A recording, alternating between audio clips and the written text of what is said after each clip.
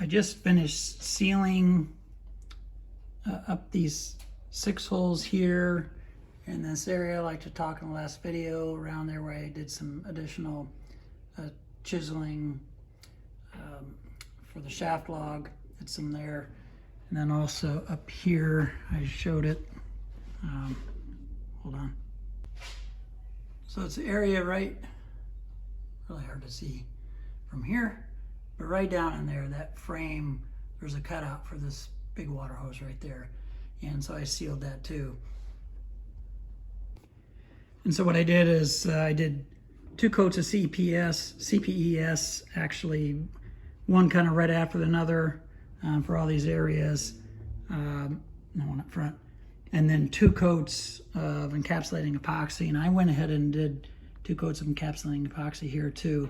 Now you gotta be careful when you do that with holes like this to make sure you drill the holes a little bigger than what you need. And I did that, plus these holes aren't perfect because even though I tried to drill them straight before I flipped the boat using my drill guide, it still wasn't perfect, so I had to do some adjusting. And I used a drill bit that was slightly bigger anyway than the 3/8 inch that I need for those. And so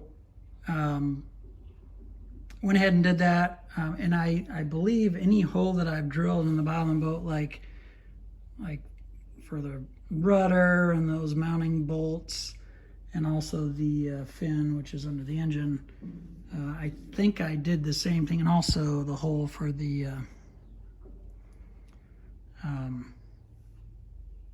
shut-off valve where it goes down through the bottom of the boat and stuff, which you can't see here.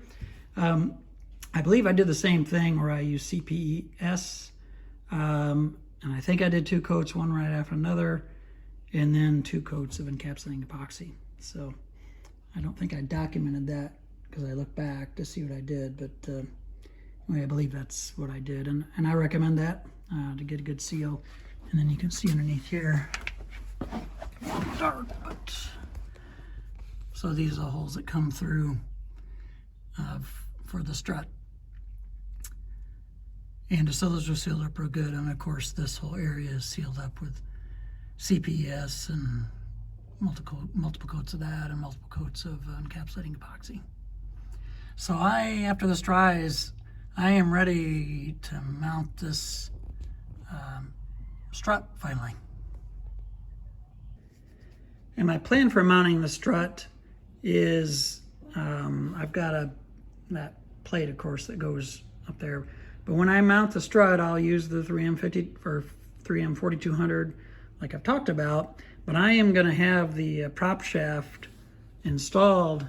Actually, it is installed right now. It's still in the strut, and I plan on just flipping that over and positioning it up and running the shaft up through the prop shaft hole.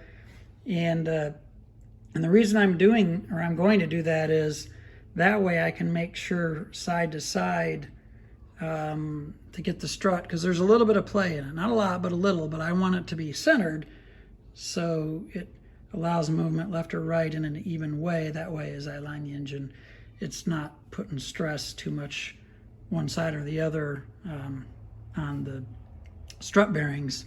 And I know what angle, the angle is already set. I mean, I checked that as far as this way. And so I know when I bolt that strut on tight, I know what angle it should be here. So I'm good there, but side to side, I wanted to make sure. So that's my plan. Before I tighten these bolts up, I'll make sure that's roughly centered, and then I'll secure it.